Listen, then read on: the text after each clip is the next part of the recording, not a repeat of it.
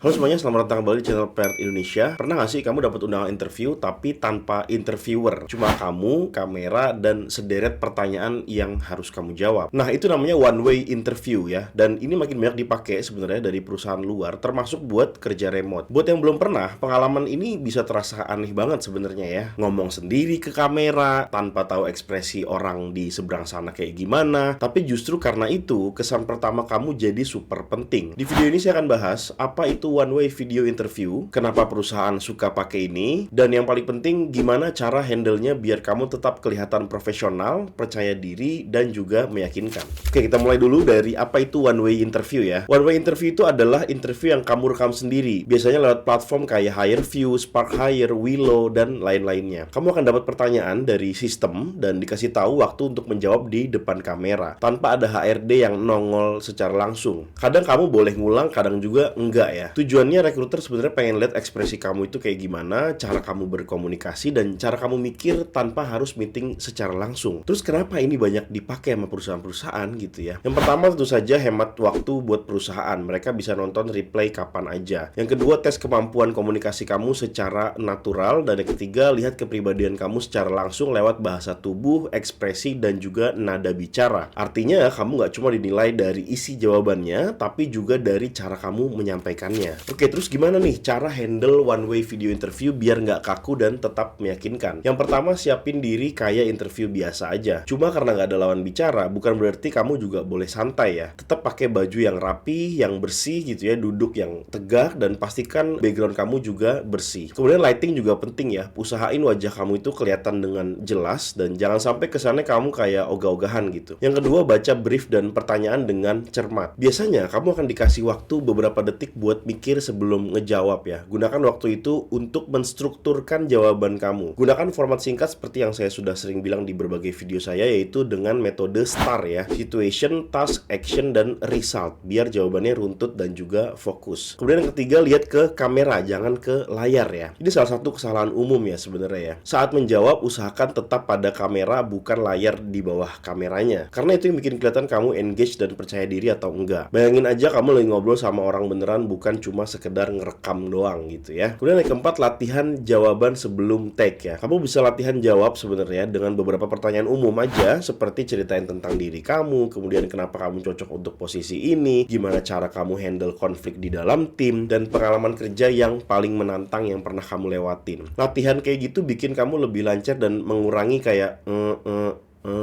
kayak gitu-gitu ya di tengah-tengah pembicaraan. Tapi ingat, jangan sampai kamu tuh malah menghafal ya. Harus tetap terdengar natural. Kemudian yang langkah yang kelima, yaitu tetap senyum dan pakai nada bicara yang variatif. Karena nggak ada interviewer yang ngasih feedback secara langsung, kamu harus bawa energi kamu sendiri ya. Senyum, variasi intonasi, dan semangat waktu menjawab, itu bisa bikin kamu kelihatan lebih hidup dan relatable. Bukan kayak baca skrip di kelas presentasi. Nah, ini beberapa tips dari saya untuk cek teknis sebelum rekam ya. Yang pertama, pastikan koneksi internet kamu stabil. Kemudian yang kedua, cek kamera dan mic kamu itu sudah berfungsi apa belum. Yang ketiga, close semua tab dan notifikasi biar nggak ada distraction dan nggak ada gangguan. Kemudian tes suara dan video dengan tool perekam biasa sebelum pakai platform resminya. Jangan sampai hal-hal teknis yang kayak gini malah ngerusak performa kamu yang mungkin udah bagus ya. Oke, kesimpulannya, one way video interview sebenarnya memang terasa canggung di awal ya. Tapi justru ini kesempatan kamu buat tampil beda dan bikin kesan yang kuat tanpa distraksi atau tekanan langsung dari si interviewernya. Siapkan diri kamu dengan